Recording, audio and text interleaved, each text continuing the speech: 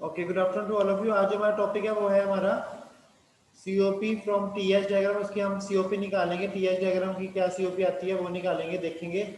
ठीक है, और इसकी डेरिवेशन छोटी सी है, साइकिल के साथ साथ हम एक्सप्लेन करेंगे। उसके बाद वेट एंड ड्राई कंप्रेशन क्या होता है वो पढ़ेंगे।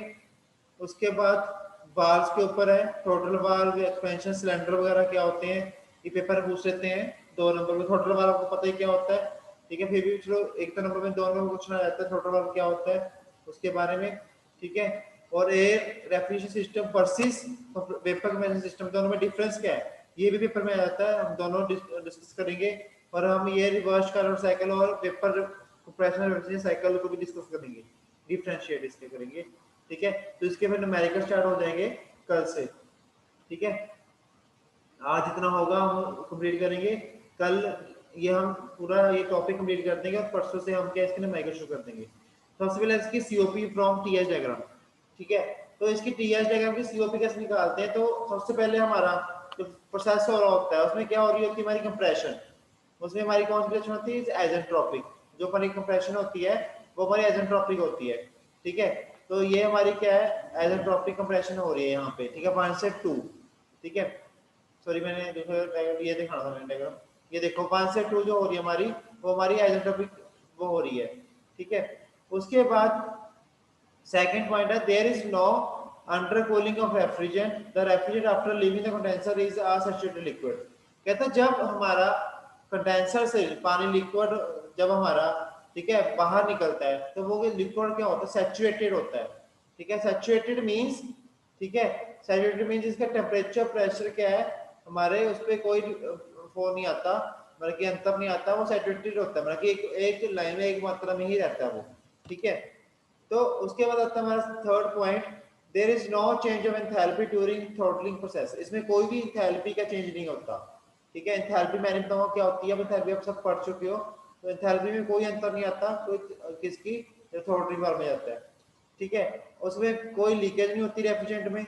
उसके बाद no pressure loss due to friction and heat change in the pipeline, कोई भी हमारे प्रेशर लॉस नहीं होता, ना ही फ्रिक्शन होती है, ठीक है, ना ही हमारे हीट एक्सचेंजर होती है, ये हीट एक्सचेंज करती है पाइपलाइंस में, ठीक है। तो सिर्फ हमारी हीट एक्सचेंज कब करती है, हीट रिजेक्ट और हीट एब्जॉर्प्शन कहाँ पे, कंडेंसर में या फिर इवेपोरेटर में, बाकी कोई भी पाइपलाइन में हमारी हीट एक्सचेंज नहीं होती, ठीक है। उसके बाद नेक्स्ट आता है हमारा work input during compression. Work input क्या होता है ड्यूरिंग कंप्रेशन, वो निकालने का अगर फॉर्मूला आ जाए आपको, अब आगे तो मैगल सॉल्व करोगे तो उसका फॉर्मूला क्या होता है, total heat at point, total heat at point 2 minus total heat at point 1। कितनी हीट है हमारी पॉइंट 1 पे और कितनी हमारी हीट है पॉइंट 2 पे, दोनों को माइनस कर देंगे तो वहां से हमारा निकल आता है वर्क इनपुट, ठीक है। ये हमें मैंने उस दिन आपको बताया था, एक फंडा बताया था कि जब अगर हमने रेफ्रिजरेशन इफेक्ट निकालना हो वो हमारे लास्ट में से निकलता है, लास्ट प्रोसेस में निकलता है, जैसे कि 6-7 हो गई या 7-8 हो गई या फिर 5-6 हो गई। जो हमारी वर्क इनपुट है वो हमारे फर्स्ट प्रोसेस में निकलती है, फर्स्ट सेकंड में, ठीक है, या सेकंड और थर्ड में। क्योंकि हमारी जो वर्क इनपुट वो हम देते हैं, वर्क इनपुट देते हैं हम, जो वर्क इनपुट मिलती है पूरे हमारे रेफ्रिजरेशन साइकिल को, वो हमारे फर्स्ट और सेकंड में ही मिलती है। अगर वर्क इनपुट पहले ना मिले तो आगे वो हमारा वर्किंग ही नहीं करेगा, ठीक है। और रेफ्रिजरेशन फैक्टर जो है हमारे, कितना हमारे उसमें इफेक्ट पड़ रहा है रेफ्रिजरेशन का, कितना इफेक्ट आ रहा है, वो हम लास्ट में ही पता कर सकते हैं, पहले नहीं पता कर सकते हैं। जब हमारा साइकिल पूरा कंप्लीट होने वाला होता है तभी पता कर सकते हैं, तो हमारी हीट एक्सट्रैक्ट करती है, ठीक है। तो ये हमारा क्या है, वर्क इनपुट फॉर्मूला क्या होता है इसका, इक्वल टू एरिया 1235, ठीक है। जो ये आपको दे रखे हैं एरिया 1235, ये भी एक क्या है इन्होंने सिंपल लैंग्वेज बता रखा है, जो इसका फॉर्मूला है, फॉर्मूला आगे है इसका ये वाला सीओपी का। तो सीओपी का फॉर्मूला हम कैसे निकालेंगे, तो सीओपी का फॉर्मूला निकलेगा यहाँ पे, इसको हम मान लेंगे एन, जो रेफ्रिजरेशन फैक्टर। और सीओपी का फॉर्मूला क्या होता है, सीओपी का फॉर्मूला होता है work input upon refrigeration effect, कितनी वर्क इनपुट है अपॉन कितना उसका रेफ्रिजरेशन फैक्टर, ये आप पहले भी मैं करा चुका हूं आपको, ठीक है। उसके बाद अब हमें वर्क इनपुट निकालनी थी, वर्क इनपुट कितनी आई थी हमारी, वर्क इनपुट हमारी ऊपर कितनी आई थी अभी, जो मैंने कहा था कि 1 2 3 4, जो हमने फर्स्ट उसमें से निकाला, ठीक है, वो आई हमारी वर्क इनपुट, ये वाली, ठीक है। एरिया 1 2 3 4 इसको हम W से डिनोट करेंगे, या हम इसको W से डिनोट करेंगे, तो कैपिटल W से। उसके बाद एफिशिएंट फैक्टर हमारा कितना आ नीचे, वो हमारा किस में निकलता है, लास्ट वाले साइकिल में, ठीक है। तो आएगा heat at 0.1 minus heat at 0.4, ठीक है। तो यहाँ इसको हम किससे डिनोट करते हैं, N से, तो एरिया आ जाएगा हमारा 7148 का, ठीक है। तो यहाँ से हम क्या निकालेंगे, सीओपी निकालेंगे आगे, ठीक है। कैसे, सीओपी का फॉर्मूला क्या होता है, N अपॉन W, ठीक है, बल्कि अपना work input upon, sorry definition factor upon work input, ठीक है। तो डेफिनेशन फैक्टर हमारा कितना, N से हमने ड्रॉ किया हुआ है, कितना है, ये हमारी 7148, ठीक है। और हमारा W कितना हमारा, हमारा वो है हमारा वर्क इनपुट, तो वर्क इनपुट कितना दे रखा है, एरिया 7148। तो इसमें जो है एक तो हाईएस्ट वैल्यू एक लेनी है हमें माइनस वैल्यू, ठीक है। तो H2 माइनस H1 कितनी हीट साइकिल में निकल रही है और कितनी हीट वन में से निकल रही है, दोनों को माइनस कर देंगे तो हमारी वो आ जाएगी वर्क इनपुट। जब हमारी हीट H1 निकलेगी और माइनस कर देंगे H4, तो वहां से हमारी निकलेगी डेफिशिएंट इफेक्ट, तो ये हमारी यहाँ से सीओपी निकलेगी। तो इसका फॉर्मूला क्या आता है सीओपी का, H2 minus 1 H1 upon H1 minus H4, तो ये फॉर्मूला आता है सीओपी का, ये ऐसे आया, ठीक है। तो आपको सिंपल फॉर्मूला अगर याद रखना है, ठीक है, डेरिवेशन पेपर में नहीं आती वैसे, आपको सिंपल फॉर्मूला याद रखना चाहिए न्यूमेरिकल करने के लिए। तो सीओपी का फॉर्मूला क्या होता है, H2 minus H1 upon H1 minus H4, ठीक है। अगर हमारा टीएच डायग्राम की बात की हो तो आता है। अब हमें इसमें टीएच डायग्राम की बात करी होगी, पीएफ डायग्राम की नहीं बात की होगी, ठीक है। टीएच डायग्राम की ही हमें बात की होगी, टीएच डायग्राम के जरिए ही क्वेश्चन दिए रखा होगा हमें पेपर में सेकंड, क्योंकि इसमें टेम्परेचर की वेरिएशन देखते हैं, ठीक है। उसके बाद आता है wet and dry compression. Wet compression, compression तो वो होती है जहां पे हमारा लिक्विड होता है, वाटर वेपर होते हैं किसमें, एयर में। जब हमारे वेपर नहीं होगा, ड्राई जब होगा, जब हमारे उसमें सिर्फ हमारा वेपर की फॉर्म में ही है वो, ठीक है। जब लिक्विड की फॉर्म में है तो वो क्या होगा, वेट कंप्रेशन। जब हमारे वो लिक्विड फॉर्म में नहीं होगा, वेपर की फॉर्म में होगा, उसको कहेंगे ड्राई कंप्रेशन, सिंपल सी बात है, ठीक है। तो for maximum evaporation effect, the abstraction of heat in the evaporator should be continued until the vapor is dry, saturated or slightly superheated. कहता है जो हमारी हमारी जो evaporation effect है वो मैक्सिमम रहता है जब तक हमारी हीट क्या evaporator से नहीं निकलती, ठीक है, और वेपर के फॉर्म में वो नहीं कन्वर्ट होते, ठीक है। तब तक हमारा वो जो डेफिनेशन फैक्टर वो मैक्सिमम रहता है, और उस टाइम जो प्रेशर होती है वो बेट होती है। जब वो निकल जाता है उसके बाद, जब if the vapour is perfectly dry and saturated at the beginning of compression, the compression is called dry compression. कहता जब हम हमारी कंप्रेशन पास जाने से पहले जो वेपर के फॉर्म में होता है फ्लूइड हमारा, जो रेफ्रिजरेंट हमारा वेपर के फॉर्म में होता है, तो उस टाइम जो होती है वो कंप्रेशन होती है, वो कौन सी होती है, ड्राई कंप्रेशन। वो वेपर की फॉर्म में, कोई इसमें लिक्विड पार्टिकल कुछ भी नहीं है, तो उसे कहेंगे ड्राई कंप्रेशन। जब वो बाहर निकल जाएगी तो कंडेंसर में जाएगी, कंडेंसर में जाने के बाद वो क्या बन जाएगी, वेट, हमारी वेट कंप्रेशन। क्यों, क्योंकि वो क्या वेपर को क्या करता है, कन्वर्ट कर देता है लिक्विड में, और हमारे वेपोरेटर काम क्या होता है, लिक्विड को वेपर में कन्वर्ट करना, उससे उल्टा है। और ये हमारा कब से, इससे पहले होता है हमारा प्रेशर से पहले, वो होता है हमारा थ्रॉटलिंग प्रोसेस से पहले, थ्रॉटलिंग वाल्व से पहले होता है, जो हमारा लिक्विड कन्वर्ट होता है वो, तो उसको कहेंगे हम वेट, वेट कंप्रेशन। तो सारा ये उसमें यही लिखा हुआ है, अगर मैं आपको पीडीएफ से निकल दूंगा तो उसमें ये सारा पढ़ना, तो उसमें सारा कुछ ये लिखा होगा। तो अगर हम बता देते हैं, पूछ लेते हैं विद वेट कंप्रेशन प्रोसेसेस, अगर हम निकालने के लिए कह दें उसकी सीओपी, तो हमें उसका फॉर्मूला भी सेम वही होता है, ठीक है। तो इसके सीओपी हमें अगर ड्राई कह देते हैं, ड्राई के लिए क्या होगा, n प्लस n1, कितना उसका पहले था n, वो प्लस n1 कर देंगे हम ड्राई का, ठीक है। ऐसी w हमारा जो पहले सीओपी थी उसमें प्लस कर देंगे जो हमारे ड्राई की आ रही है, दोनों को सिंप्लीफाई करेंगे तो उसका फॉर्मूला क्या आ जाएगा, अगर हम सिंप्लीफाई करेंगे इसको, मैथमेटिकल पार्ट है ये, ठीक है। n और w बाहर निकाल लिया हमने, तो अंदर चला जाएगा, तो 1 प्लस n1 अपॉन n आ जाएगा, डिवाइड हो जाएगा नीचे जाके इसके, और ये भी इसके जाके नीचे डिवाइड हो जाएगा, तो ये हमारा ये फॉर्मूला बन के आएगा सीओपी विद ड्राई कंप्रेशन का। क्वेश्चन में अगर पूछ लेते हैं ड्राई कंप्रेशन का, तो आपने फॉर्मूला ये लगाना है, ठीक है। उसके बाद नेक्स्ट स्टेप है हमारा, वो कह रहा है कि देखो अब इसमें ये कहते हैं इसमें कुछ पॉइंट आउट किया गया है बातों को, इन दोनों में वेट और ड्राई में, वो क्या पॉइंट आउट किया गया है वो हम डिस्कस करेंगे अभी। It is worth while two point out that first Wet compression is not desirable as the liquid droplets in the refrigerant would enter the compressor and damage the valves and other moving parts. वही बात है, कहता कि जो हमारा wait compression होती है वो हमारा नॉट डिजायरेबल होती है, मतलब उसको हम डिजायर नहीं कर सकते, ठीक है। और ये हमारे क्या एंटर कर जाते हैं इसके लिक्विड के ड्रॉपलेट्स किसमें, रेफ्रिजरेंट के जो थ्रू जाते हैं, ये अंदर के एंटर जो रेफ्रिजरेंट है उसमें क्या होता है लिक्विड के ड्रॉपलेट्स होते हैं, ठीक है। तो वो क्या एंटर करते हैं किसमें, कंप्रेसर में। तो कंप्रेसर के बाद फिर वो कहाँ जाते हैं, कंडेंसर में। कंडेंसर में जाने के बाद फिर वो क्या बन जाते हैं, ड्राई ड्राई वेपर बन जाते हैं वो, क्योंकि उसमें क्या लिक्विड पार्टिकल्स नहीं होते, फिर वो सूखे हो जाते हैं, ठीक है। Further liquid droplet would gather the lubricating oil from the cylinder walls of our reciprocating compressor. The oil would then pass to the condenser and adversely affect the heat transfer rate from the refrigerant to the condenser cooling water, ठीक है। तो वो ठंडा करना शुरू कर देती है वो।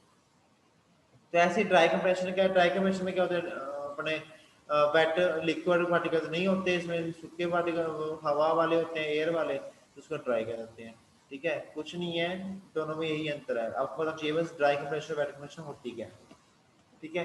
उसके बाद नेक्स्ट स्टेप है हमारा, वो है सब कूलिंग। व्हाट इज सब कूलिंग, सब कूलिंग क्या होती है, sometimes the condensed liquid refrigerant is subcooled, undercooled at constant pressure before entering the throttle valve। कहता जब हमारा लिक्विड बन के निकलता है बाहर वहां से, ठीक है, कहाँ से, कंडेंसर के बाहर, तो कंडेंसर क्या लगा होता है, थ्रोटलिंग वाल्व। जब वो कहता लिक्विड की फॉर्म में निकलता है, लिक्विड रेफ्रिजरेंट बन के निकलता है, तो वो क्या होता है उस टाइम, सब कूल्ड होता है, ठीक है। अंडर कूल्ड होता है, मतलब कि वो ठंडा होता है, ठीक है, ज्यादा ठंडा नहीं होता बल्कि मिनिमम होता है, उसमें जो प्रेशर है वो कांस्टेंट रहता है, ठीक है, जब तक वो फ्लोटिंग बार के अंदर एंटर नहीं करता। तो sub cooling means producing the temperature of the liquid below saturation temperature corresponding to condenser pressure.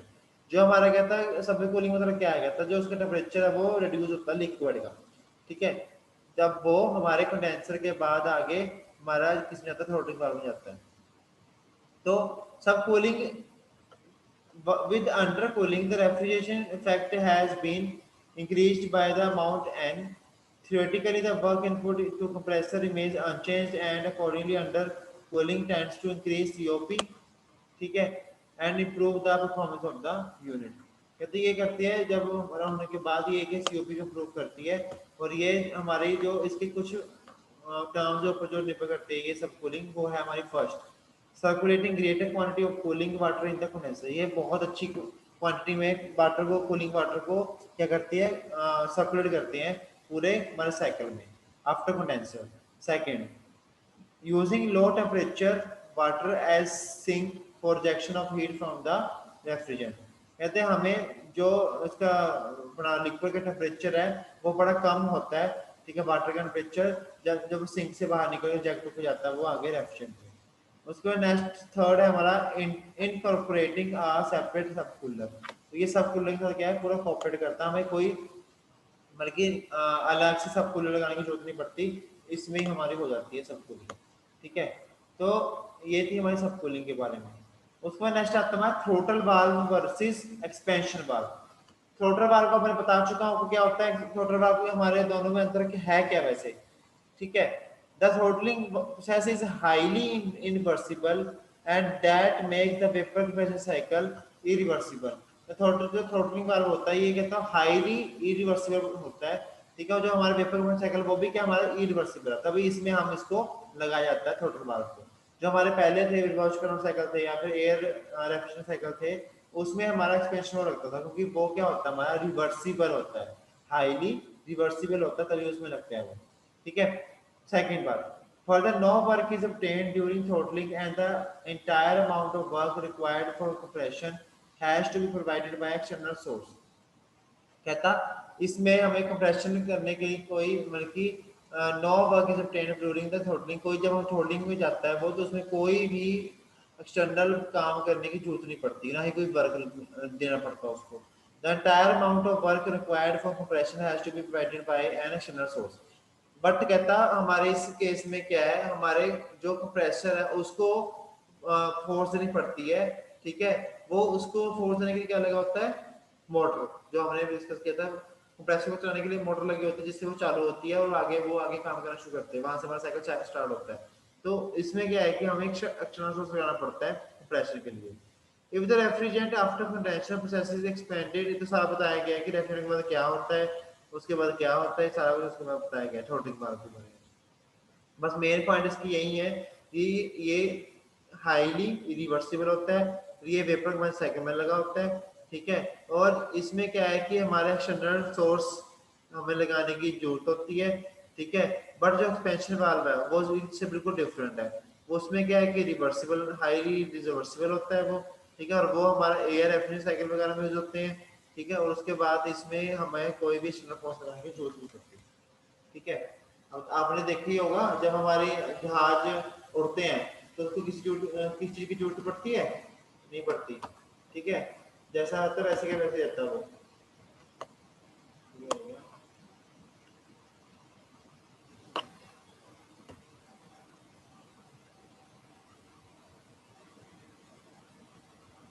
तो हमारे जो ये साइकिल है पूरा इसके ऊपर निर्भर करता है, हमारे थ्रॉटलिंग वाल्व मतलब कि कुछ इसमें की स्पेसिफिकेशन इसके ऊपर डिपेंड करता है, ठीक है। उसके बाद एक्सपेंशन वाल्व की बात करें, एक्सपेंशन वाल्व क्या होता है, सेम होता है पर वो इससे डिफरेंट होता है। मैंने बताया कि वो कहाँ पे लगा होता है हमारे, वो लगा होता है हमारे उसमें एयर रेफ्रिजरेशन साइकिल में, सॉरी, वो लगा होता है हमारे एयर रेफ्रिजरेशन साइकिल में। जो हमारा ये होता है अपना एक वेपर साइकिल है, इसमें क्या लगा होता है थ्रॉटलिंग वाल्व, ठीक है। तो नेक्स्ट लास्ट है जो, वो लास्ट क्या है, लास्ट ये है कि जो भी हमारा, हेलो,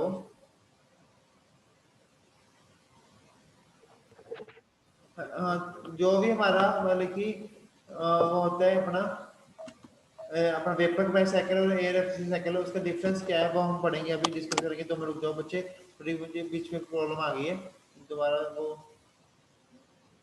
स्टार्ट करता हूँ, तो रुको।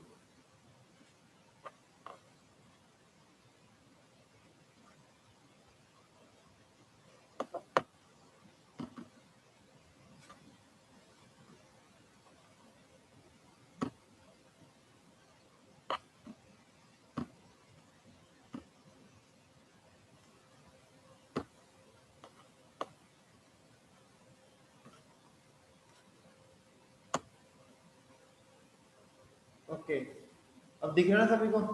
एक्चुअली बीच में वो हो गई थी, ब्लैंक ब्लैंक से आने लगी थी।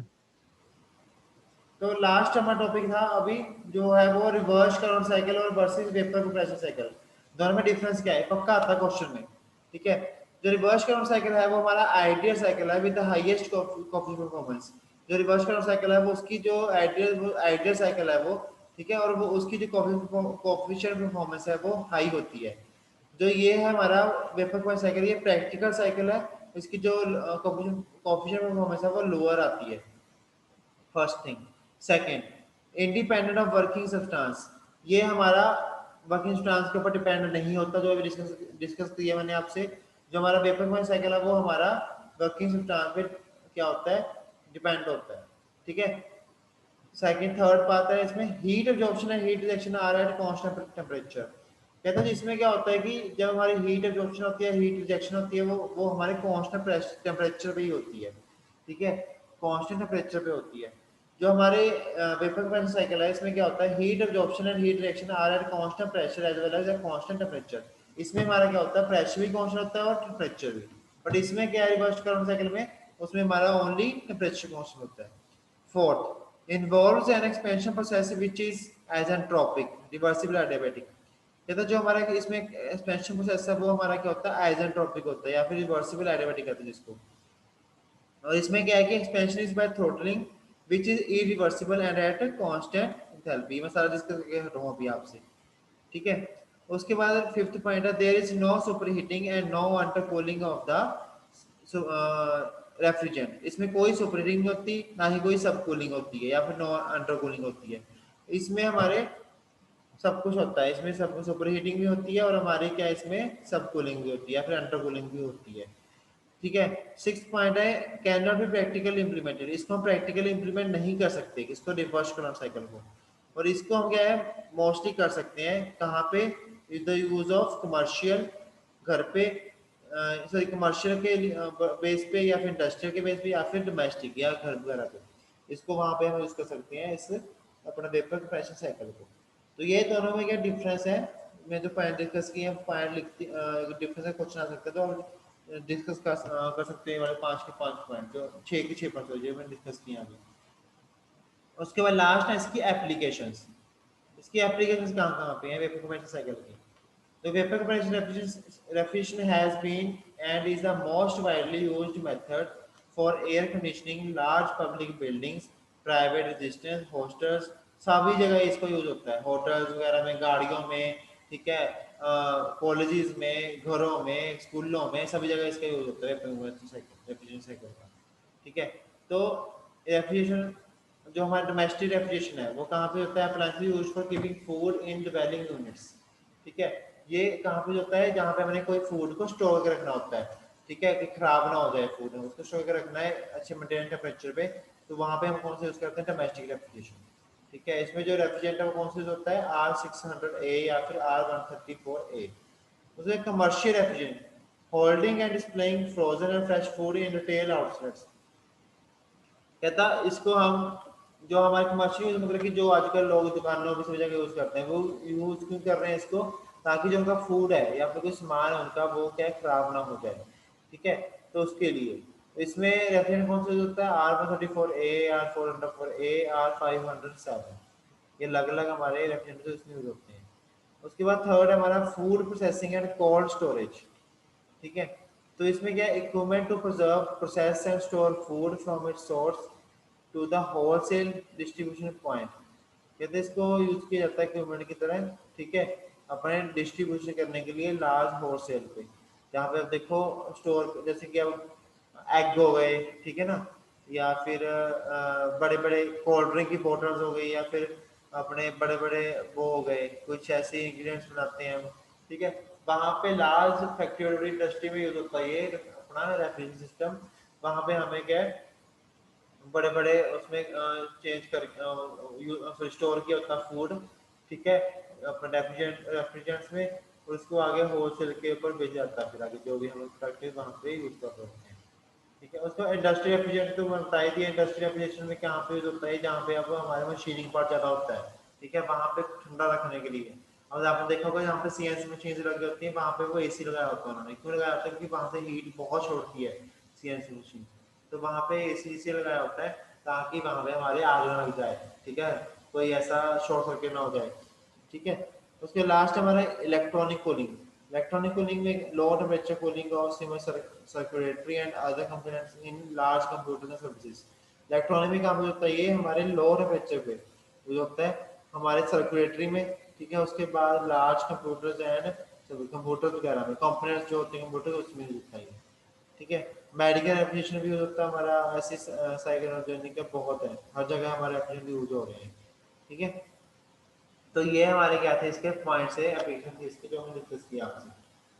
ठीक है, उसके बाद ये तो लास्ट का पॉइंट, तो आज यहीं तक हमारा टॉपिक था वो कंप्लीट हो गया। ठीक है, आपके बल्कि इसका थ्योरी का पार्ट सारा हो गया कंप्लीट इस साइकिल का, देखो मैं साइकिल का मेडिकल है, मैं कल से आज मैं कल से हाँ कल से स्टार्ट कर दूँगा फिर मेडिकल। ठीक है,